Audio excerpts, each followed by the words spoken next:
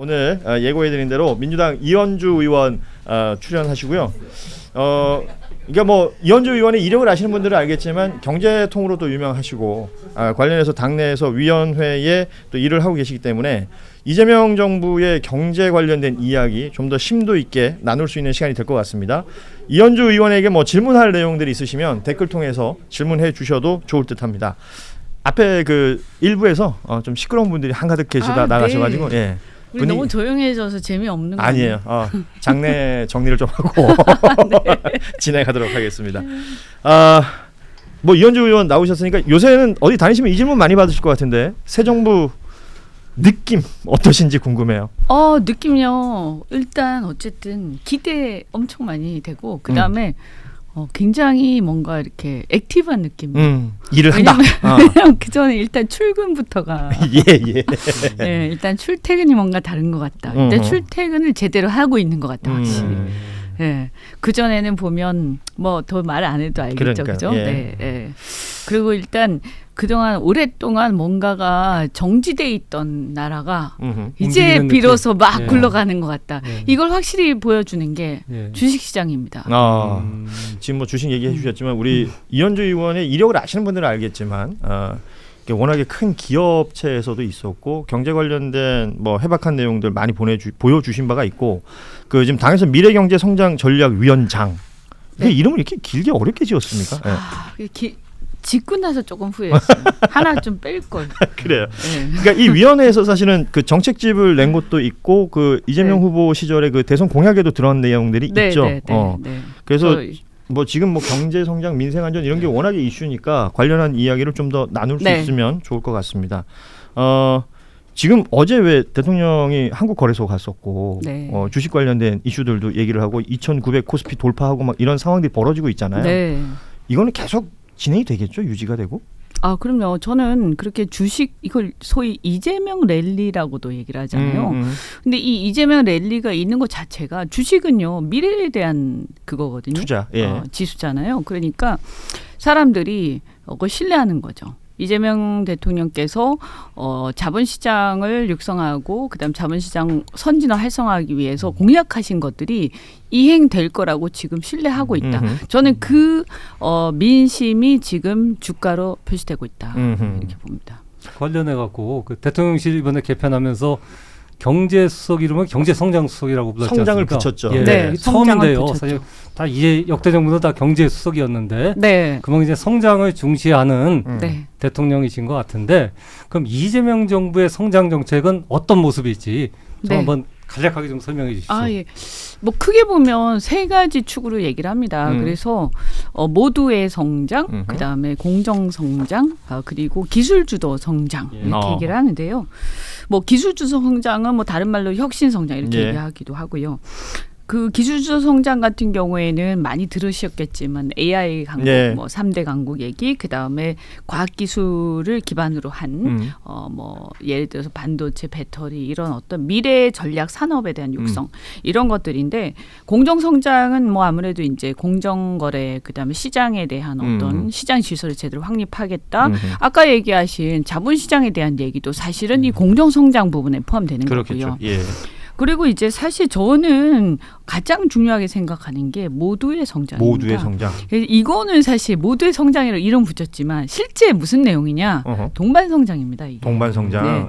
그래서 우리가 이제 크게 보면 산업이 예전에는요. 정부가 산업을 지원한다라고 하면 대기업의 이 경영자 특히 이제 사측에다가 지원한다 이렇게 생각하기 쉽잖아요. 그래서 정부 따로 놀고 기업 따로 놀고 그다음에 협력업체 따로 놀고 노동자 따로 놀고 그래서 어떤 일이 있냐면 자유무역 시대에는 그냥 인건비 싼 곳으로 가고 그다음에 공급망도 싼 곳으로 가고 이런 식으로 각자 따로 놀고 그다음에 정부는 뭐냐? 야 그거는 시장이 알아서 하는 거지. 이렇게 되어 왔어요. 근데 실은 이제 세계 질서가 달라지고 있어요. 뭐냐면 국가 간 패권 경쟁이 치열해져 가고 있기 때문에 국가 간 경쟁 사회에서는 뭐가 중요하냐 이렇게 정부, 기업 그리고 기업의 협력업체 그리고 노동자 이것이 한 몸이 이제 그래서 이것을 하나의 산업 생태계로 보고 이 생태계를 어떻게 형성하고 국가가 그 산업을 키울 때도 이 생태계 전체가 같이 함께 동반 성장하는 쪽으로 타겟팅하고 그래서 설계하고 계속해서 그것을 지켜봐야 된다. 굉장히 이상적이고 네. 그렇죠. 그리고 그게 가능해요. 예를 들어서요. 가장 대표적인 게 뭐냐? TSMC입니다.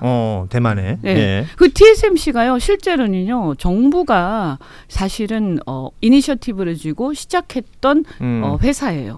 그런데 지금은 이제 많이 이제 민영화가 됐지만 그러나 이 TSMC를 대만 정부가 시작을 하고 투자를 하고 이니셔티브를 쥐고 네. 계속 이것을 이제 연구 개발과 이런 것들을 주도를 하다 보니까 그것을 하면서 그 밑에 생태계 그러니까 이 협력 업체가 연구 개발에 함께 참여하고 같이 클 수 있는 생태계를 같이 만들어가면서 한 거죠. 저는 이게 가능하다고 보는 게요.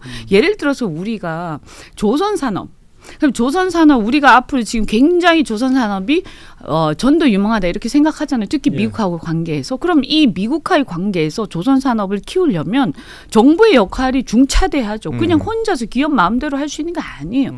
정부의 역할이 굉장히 중요한데 그럼 정부가 이것을 키워주고 육성하고 또 뒷받침을 해주는 대신에 이게 이렇게 해주는 이유가 뭡니까? 결국 우리나라 안에서 조선산업 생태계 전체가 크기를 바라는 거지 어떤 특정 기업만 잘 되라고 하는 거 아니지 않습니까? 그리고 한국의 노동자들이 잘 되라고 하는 것이지 외국인 노동자가 잘 되라고 하는 건 아니잖아요. 그래서 결국에는 이런 것들을 어떻게 함께 지원하고 함께 크는 것을 기업하고 같이 소통해 가면서 같이 설계해 가는 거죠. 의원 요새 강연 다니세요?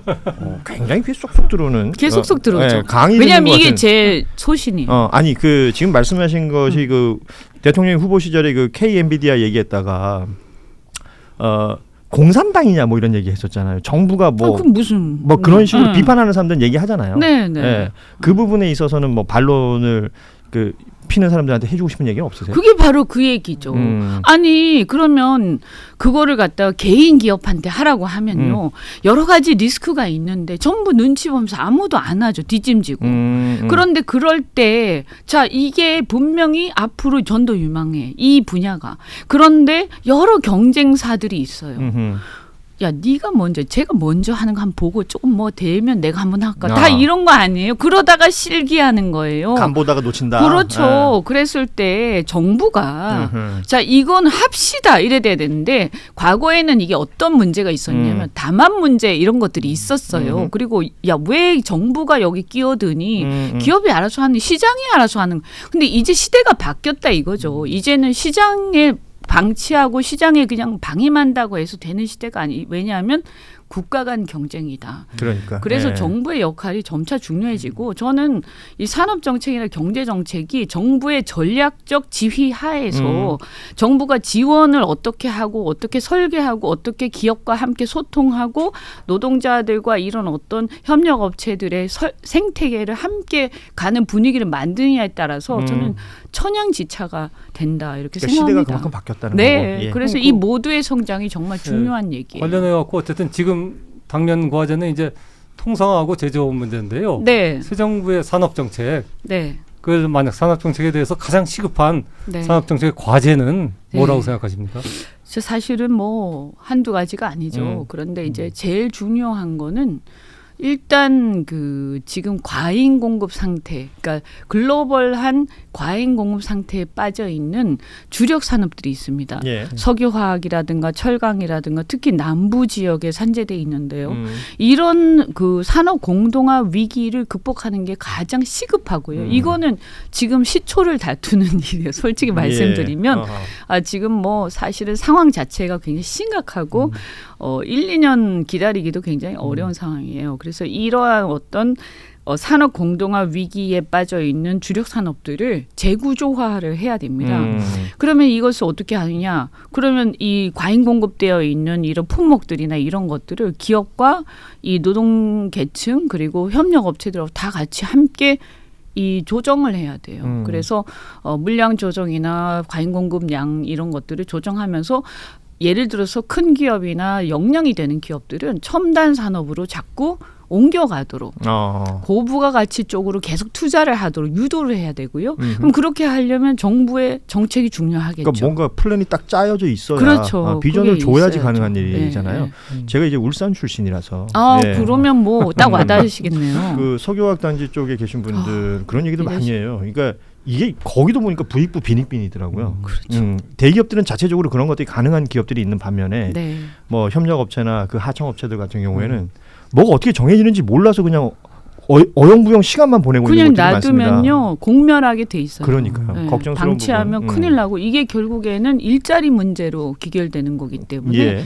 이런 부분들은 정부가 책임감을 가지고 함께 해결해 갈 수밖에 없고요. 그래서 이런 거 예를 들어서 뭐 철강 같은 경우도 사실은 수소 환원제철 그러니까 저탄소 산업으로 전환을 해가야 되는데 이런 것들 정부 지원이 불가피하죠. 또 어떤 것들은 아까 말씀하신 좀 어려운 부분들은 노동 전환들을 유도하는데 이게 그냥 되는 게 아니기 때문에 정부의 지원들, 금융 지원이라든가 이런 것들이 반드시 필요한 영역이고요. 뭐 그 다음에 결국에는 이런 걸 그냥 방치하면 그게 어떻게 되겠습니까? 다 다른 나라로 가겠죠. 생산 기지를 옮기고. 하긴 뭐 인건비 싼데 또 찾아다니고. 그러니까요. 그래서 또 미국이 또 압박하니까요. 그래서 통상과 관련해서도 저는 이런 문제를 함께 이게 다 엮여 있다. 그리고 또 하나 중요한 게 지금 이제 미국이 우리한테 특히 자동차라든가 철강 이런 우리의 주력 수출 제품에 대해서 굉장히 압박을 가하고 품목 관세를 계속 높이고 있는데 저희는 이제 이 얘기를 분명히 해야 돼요. 이런 이 품목들을 보면요. 결국에는 우리의 가장 큰 경쟁자가 어디냐? 중국이에요. 그럼 미국의 입장에서 보면요. 우리 입장에서 이런 거죠. 아니 배터리도 그렇고 전부 다 이 G1, G2가 중국, 한국인데 그러면 너무 압박을 심하게 해서 한국의 이런 주력 산업들이 다 무너지고 이렇게 되면 누구 좋으라는 얘기냐. 그러니까 우리 괴롭히면 중국만 잘 될 거야. 이 얘기를 하자는 거 아니에요? 그러면 다 세계의 어떤 글로벌 그 점유가 중국으로 지배당할 텐데 그리고 나서 그러면 이 제조를 누가 한다는 거냐. 그럼 그 제조에 중국에 의지할 수밖에 없게 되는데 이 한국의 제조 강국으로서의 어떤 한국의 경쟁력을 살려줘야 결국 그게 미국한테도 좋은 거거든요. 그렇지 않습니까? 그래서 이게 그 대신에 이제 우리가 미국하고 또 협력할 수 있는 것들 적극적으로 그러니까 협력을 뭐 어찌 됐건 해야죠. 그게 협상의 어떤 하나의 또 기술이 될 수 있는 것이고. 네. 예.